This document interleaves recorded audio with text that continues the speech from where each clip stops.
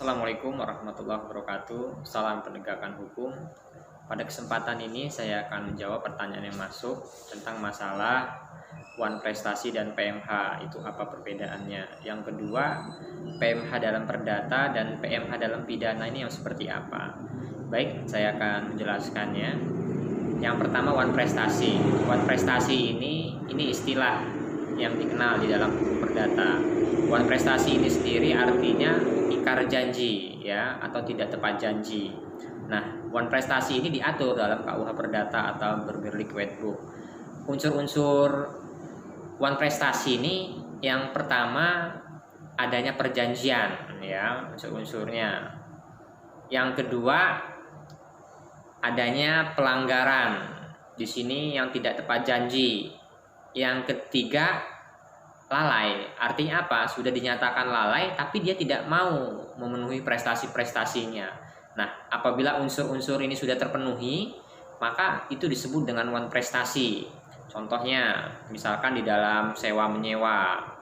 Sewa menyewa ini banyak apa saja ya. Misalkan yang sering terjadi sewa menyewa tanah atau perkebunan antara A dan B. A ini pemilik tanah, B ini yang menggarap. Nanti di dalam perjanjian tersebut kalau misalkan sudah panen, si B ini akan memberikan 60% kepada si A. Si B sendiri menerima 40%. Tapi pas praktiknya ketika sudah panen, si B ini tidak memberikan hasil kepada si A. Nah, ini disebut dengan wan prestasi. Jadi si A ini bisa memberikan somasi, memberikan peringatan kepada si B. Kalau misalnya si B masih tetap dia nggak memberikan ya kewajibannya itu, maka si A bisa memberikan somasi kepada si B ini. Terus juga wan prestasi ini antara kreditur dan debitur.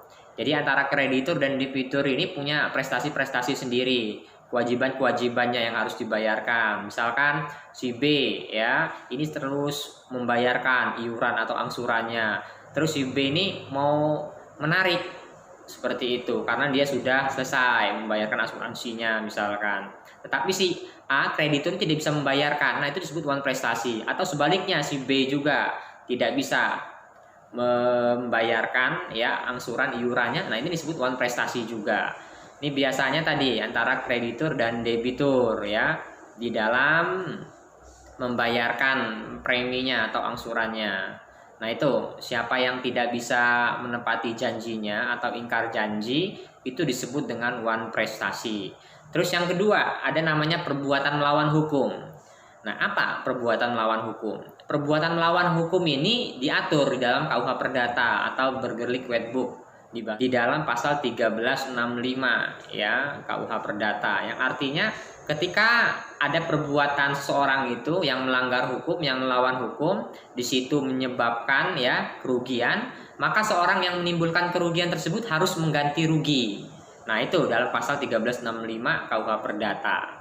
Nah, karena perbuatan seseorang ini tersebut menyebabkan kerugian, orang yang menimbulkan kerugian tersebut harus menggantinya. Nah, itu. Jadi dalam KUH Perdata ini ada unsur-unsurnya. Yang pertama ada perbuatannya. Yang kedua ya ini melawan hukum, seperti itu. Perbuatan tersebut melawan hukum.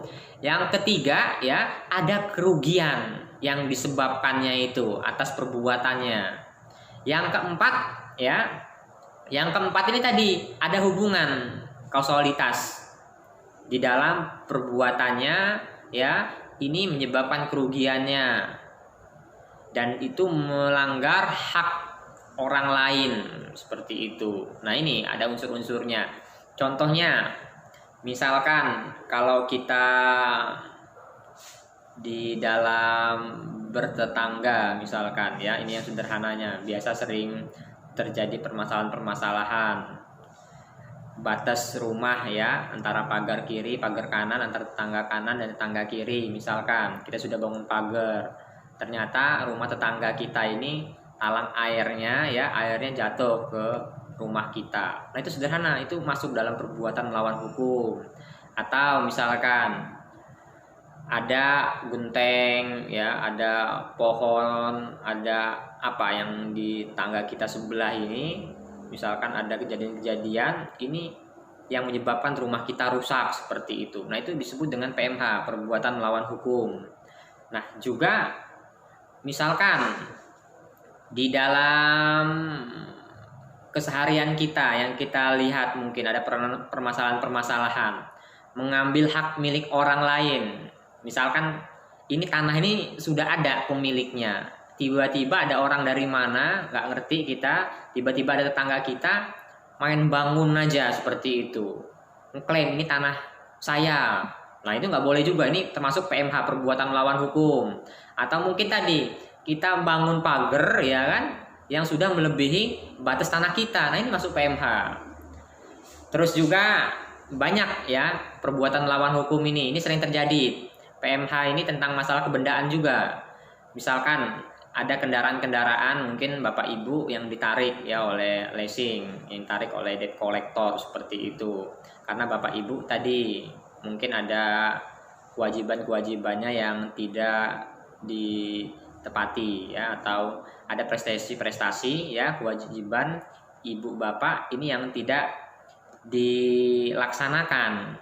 Jadi pihak leasing atau debt collector ini mengambil kendaraan Bapak Ibu. Nah, itu tidak boleh juga. Itu masuk dalam PMH, perbuatan melawan hukum.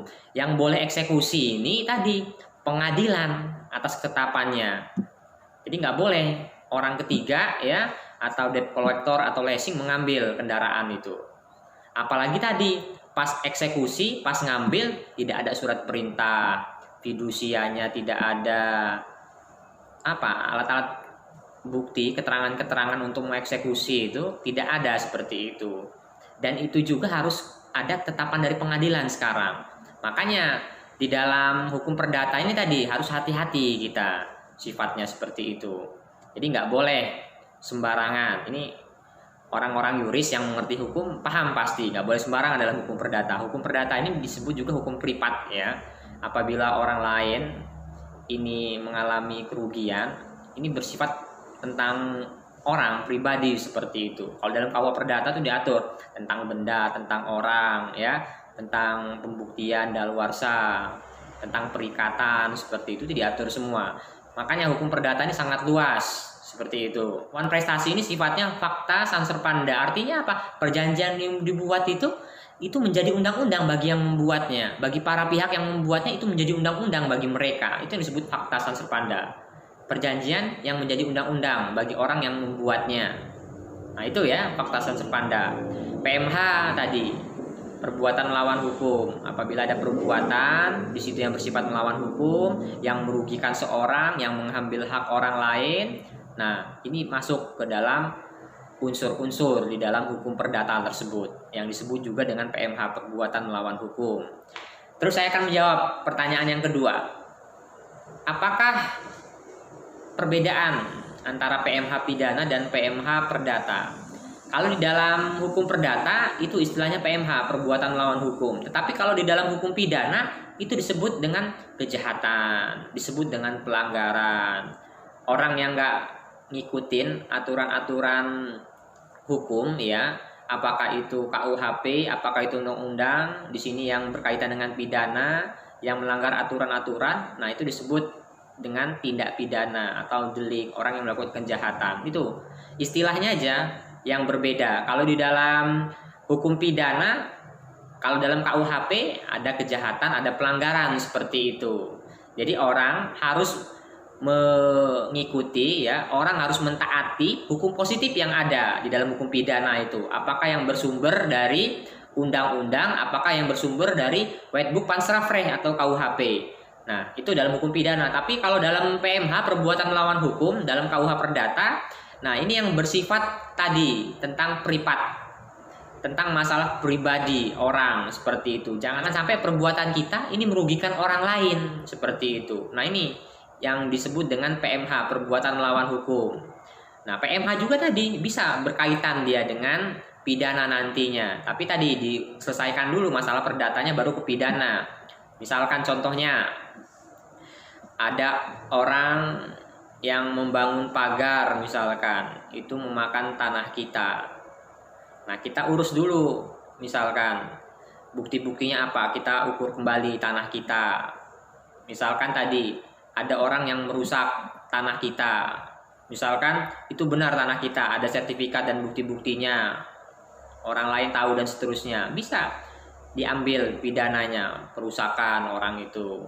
Jadi harus diselesaikan dulu perkara perdatanya, baru ditarik ke pidana. Misalkan hutang piutang, ini secara kompetensi hutang piutang ini masuk dalam ranah perdata seperti itu, tentang masalah perjanjian, misalkan wan prestasi seperti itu, masuk ke dalam perkara perdata.